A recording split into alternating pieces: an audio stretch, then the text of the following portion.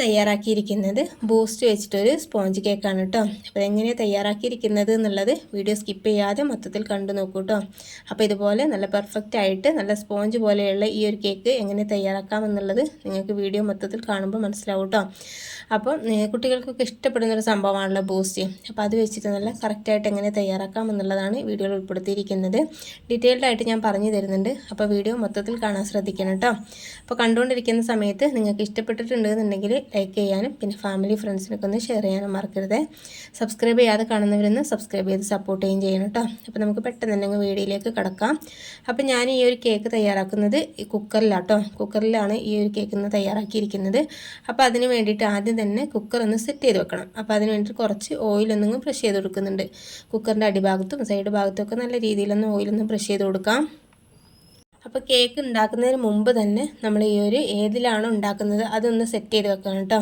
നമ്മൾ സോസ് പാനിലാണെങ്കിൽ അങ്ങനെ ചെയ്തെടുക്കുക. അത് പെട്ടെന്ന് തന്നെ നമുക്ക് ആദ്യം തന്നെ നമ്മൾ ഈ ഒരു പാത്രമൊക്കെ ഒന്ന് ശരിയാക്കി വെക്കണം കേട്ടോ. എന്നിട്ടാണ് കേക്ക് ഉണ്ടാക്കാനായിട്ട് തുടങ്ങുന്നത്.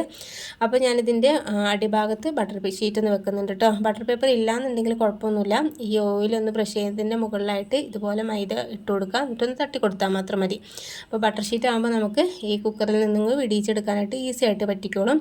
അപ്പോൾ അത് വേണ്ടിയിട്ടാണ് ഞാൻ ഈ ബട്ടർ ഷീറ്റ് എടുക്കുന്നത്. നിങ്ങൾ കയ്യിലില്ലയെന്നുണ്ടെങ്കിൽ ടെൻഷൻ അടിക്കേണ്ട കാര്യമൊന്നുമില്ല. നമ്മൾ മൈദ ഉണ്ടല്ലോ, മൈദ ഒന്നെങ്കിൽ തട്ടി കൊടുത്താൽ മതി, പെട്ടെന്ന് തന്നെ കിട്ടിക്കോളും.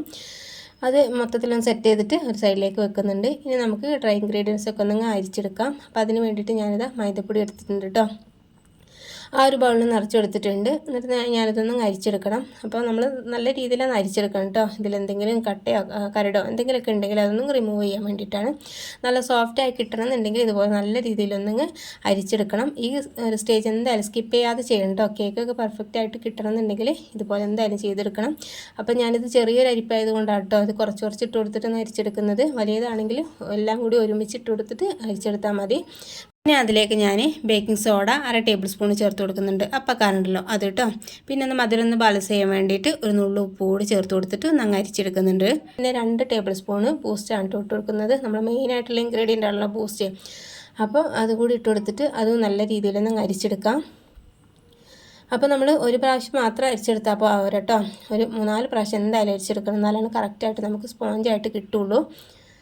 അപ്പോൾ ഇത് അരിച്ചെടുക്കുന്ന സമയത്ത് ബൂസ്റ്റിൽ എന്തായാലും തരികളൊക്കെ ഉണ്ടാവുമല്ലോ.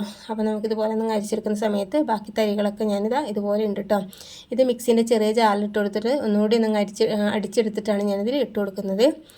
അപ്പോൾ നമുക്ക് കറക്റ്റായിട്ട് 2 ടേബിൾ സ്പൂൺ കിട്ടുകയും ചെയ്തോളും. അപ്പോൾ അതിന് വേണ്ടിയിട്ടൊന്ന് അടിച്ചെടുത്തിട്ട് ചേർത്ത് കൊടുത്തിട്ടുണ്ട്. പിന്നെ ഒരു 3 പ്രാവശ്യം ഞാനിതങ്ങ് അരിച്ചെടുക്കുന്നുണ്ട് കേട്ടോ. അതുകൊണ്ടാണ് ഈ കറക്റ്റായിട്ട് സ്പോഞ്ചായിട്ട് എനിക്ക് കിട്ടിയിട്ടുള്ളത്. അപ്പോൾ ആ കാര്യം ഒന്ന് പ്രത്യേകം ശ്രദ്ധിക്കണം കേട്ടോ. അപ്പോൾ അത് നല്ല രീതിയിലൊന്ന് മിക്സായി കിട്ടിയിട്ടുണ്ട്. ഇനി ഇതൊരു സൈഡിലേക്ക് വെക്കുന്നുണ്ട്. ഇനി നമുക്കിതൊരു ബാറ്ററി തയ്യാറാക്കാം. അപ്പോൾ മിക്സിൻ്റെ ജാറിലാട്ടോ ചെയ്തെടുക്കുന്നത്. അതിന് വേണ്ടിയിട്ടൊരു 4 ടേബിൾ സ്പൂൺ പഞ്ചസാര മിക്സിൻ്റെ ജാറിലേക്ക് ഇട്ട് കൊടുക്കുന്നുണ്ട്. പഞ്ചസാര അത്യാവശ്യം മധുരമുള്ളതാട്ടോ, ഒരുപാട് കൂടുതലൊന്നുമില്ല. ഇത് കറക്റ്റായിട്ടുള്ള മധുരം തന്നെയായിരുന്നു. പിന്നെ ഇതിലേക്ക് 2 കോഴിമുട്ട പൊട്ടിച്ച് വയ്ക്കുന്നുണ്ട് കേട്ടോ. റൂം ടെമ്പറേച്ചറിലുള്ള കോഴിമുട്ട തന്നെ എടുക്കാൻ ശ്രദ്ധിക്കണേ, എന്നാലാണ് നമുക്ക് ഫ്ലഫി ആയിട്ട് കിട്ടുള്ളൂ. പിന്നെ 2 ടേബിൾ സ്പൂൺ ഓയിലും കുറച്ച് വാനില എസൻസ് കൂടി ഒഴിച്ച് കൊടുക്കുന്നുണ്ട്. നമുക്ക് മുട്ടയുടെ ഒരു ഫ്ലേവർ കിട്ടാതിരിക്കാൻ വേണ്ടിയിട്ടാണ് കേട്ടോ. സ്കിപ്പ് ചെയ്താൽ കുഴപ്പമൊന്നുമില്ല, നിർബന്ധമുള്ള കാര്യമൊന്നുമല്ല. പിന്നെ അതുപോലെ തന്നെ 2 ടേബിൾ സ്പൂണ് പാൽ കൂടി ഒഴിച്ച് കൊടുക്കുന്നുണ്ട് കേട്ടോ. എന്നിട്ട് നല്ല രീതിയിൽ ഹൈ സ്പീഡിലിട്ടിട്ട് അടിച്ചെടുക്കാം. അപ്പോൾ ഇതുപോലെ നല്ല ഫ്ലഫി ആയിട്ട് നമുക്ക് കിട്ടിയിട്ടുണ്ട്. ഇനി നമുക്കിതൊന്ന് വലിയൊരു ബൗളിലേക്ക് മാറ്റി കൊടുക്കാം കേട്ടോ.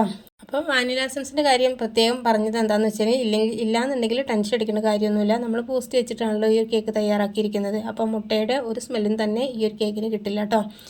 അപ്പോൾ ഞാനൊന്ന് ജസ്റ്റ് ഒന്ന് നല്ലൊരു ഫ്ലേവർ കിട്ടാൻ വേണ്ടിയിട്ട് ചേർത്ത് കൊടുത്തു എന്നേ ഉള്ളൂ. അപ്പോൾ ഞാനതൊരു ബൗളിലേക്ക് ഒഴിച്ച് കൊടുത്തിട്ടുണ്ട്. ഇനി നമ്മൾ മാറ്റി വെച്ചിരിക്കുന്ന ഡ്രൈ ഇൻഗ്രീഡിയൻസ് ഉള്ളല്ലോ അത് ഇതിലേക്ക് കുറച്ചിട്ട് കൊടുക്കുന്നുണ്ട് കേട്ടോ. ഒരു പകുതി ഭാഗം മാത്രം ഇട്ട് കൊടുത്തിട്ട് ഇതുപോലെ ഒന്ന് മിക്സ് ചെയ്തെടുക്കുന്നുണ്ട്. അപ്പോൾ മൊത്തത്തിൽ ഇട്ട് കൊടുക്കണ്ട. അപ്പോൾ മിക്സ് ചെയ്യാനായിട്ട് നമുക്ക് ഭയങ്കര റിസ്ക് ആയിരിക്കും.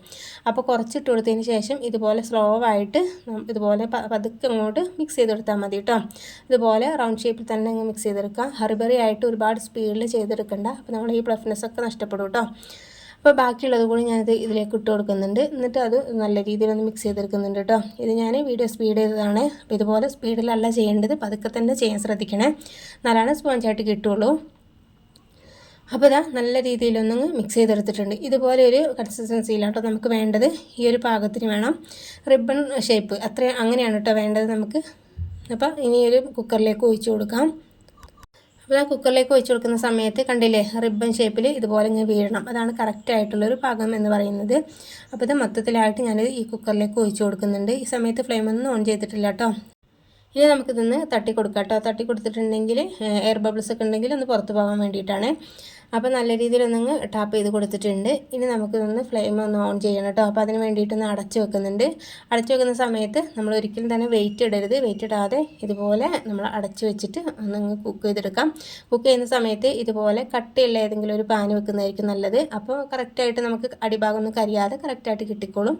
ഒരു 40 മിനിറ്റിന് ശേഷം ഒന്ന് ജസ്റ്റ് ഒന്ന് തുറന്ന് നോക്കിയാൽ മതി കേട്ടോ. എനിക്കൊരു 45 to 50 മിനിറ്റ് കറക്റ്റ് ടൈമായിട്ടുണ്ട് കുക്ക് ചെയ്ത് കിട്ടാനായിട്ട്. അപ്പോൾ അരമണിക്കൂറിനാകുന്ന സമയത്തൊന്നും തുറന്ന് നോക്കരുത്. ഒരു 40 മിനിറ്റ് ആകുന്ന സമയത്ത് ഒന്ന് തുറന്ന് നോക്കിക്കോളൂ കേട്ടോ. എന്നിട്ടൊന്ന് കുക്കായിട്ടുണ്ട് എന്നുണ്ടെങ്കിൽ തുറന്ന് എടുത്താൽ മാത്രം മതിയാവും. അപ്പോൾ നമ്മൾ ഫ്ലെയിമിൻ്റെ കാര്യം പ്രത്യേകം ശ്രദ്ധിക്കാം കേട്ടോ. ഏറ്റവും കുറഞ്ഞ തീയിൽ തന്നെ വെക്കാൻ ശ്രദ്ധിക്കണേ. ഞാനിതൊരു 45 മിനിറ്റിന് ശേഷം തുറന്ന് നോക്കിയത് കേട്ടോ. അപ്പോൾ കറക്റ്റായിട്ട് കുക്കായി കിട്ടിയിട്ടുണ്ട്. അപ്പോൾ ഇതിന് മുമ്പ് ഞാനൊരു 40 മിനിറ്റ് ആകുന്ന സമയത്തൊന്ന് തുറന്ന് നോക്കിയിട്ടുണ്ടായിരുന്നു. അപ്പോൾ കറക്റ്റായിട്ട് കുക്കായി കിട്ടിയിട്ടുണ്ടായിരുന്നില്ല. അപ്പോൾ ഒരു 5 മിനിറ്റ് കൂടി വെച്ചിട്ടുണ്ടായിരുന്നു കേട്ടോ. അപ്പോൾ ഇതാ കറക്റ്റായിട്ട് കുക്കായി കിട്ടിയിട്ടുണ്ട്. ഇതുപോലെ ഒരു സ്ക്വയറോ അല്ലെങ്കിൽ ടൂത്ത് ബ്രിക്കോ അല്ലെങ്കിൽ കത്തി വെച്ചിട്ടൊന്ന് കുത്തി നോക്കിയാൽ മതി. അപ്പോൾ ഒട്ടിപ്പിടിക്കുന്നില്ല എന്നുണ്ടെങ്കിൽ കറക്റ്റായിട്ട് നമുക്ക് കുക്കായി കിട്ടിയിട്ടുണ്ടാവും.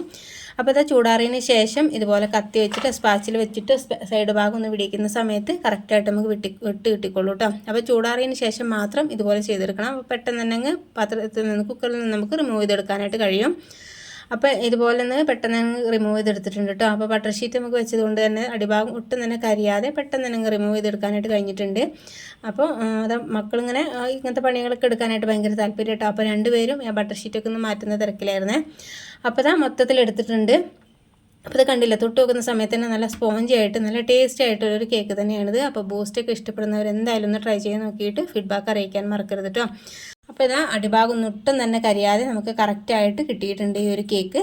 അപ്പോൾ ഇതുപോലെ ഫ്ലെയിമൊക്കെ കുറച്ചിട്ട് നല്ല രീതിയിലൊന്ന് ചെയ്തെടുത്താൽ തന്നെ നമുക്ക് കറക്റ്റായിട്ടുള്ള കേക്ക് തയ്യാറാക്കി എടുക്കാനായിട്ട് കഴിയും. ഇതാ കട്ട് ചെയ്യുന്ന സമയത്ത് കണ്ടില്ലേ നല്ല രീതിയിൽ സോഫ്റ്റ് ആയിട്ട് തന്നെ നമുക്ക് ഈ ഒരു കേക്ക് കിട്ടിയിട്ടുണ്ട്. ഉൾഭാഗത്തൊക്കെ നല്ല സോഫ്റ്റ് ആയിട്ട് നല്ല പഞ്ഞി പോലെ ആയിട്ട് കിട്ടിയിട്ടുണ്ട് കേട്ടോ. അപ്പോൾ ഇതുപോലെ ഒന്ന് ട്രൈ ചെയ്ത് നോക്കിയിട്ട് ഫീഡ്ബാക്ക് അറിയിക്കാൻ മറക്കരുത്. ഇതുപോലെ ഒന്ന് ട്രൈ ചെയ്ത് നോക്കിയിട്ടുള്ളവരാണെങ്കിലും എങ്ങനെയുണ്ട് എന്നുള്ളതൊന്ന് കമൻറ്റ് ചെയ്യാൻ മറക്കരുത് കേട്ടോ. അപ്പോൾ നമുക്ക് ഇതിനേക്കാളും നല്ല കിഡിലൻ വീഡിയോയുമായിട്ട് വീണ്ടും കാണാം. Okay, thank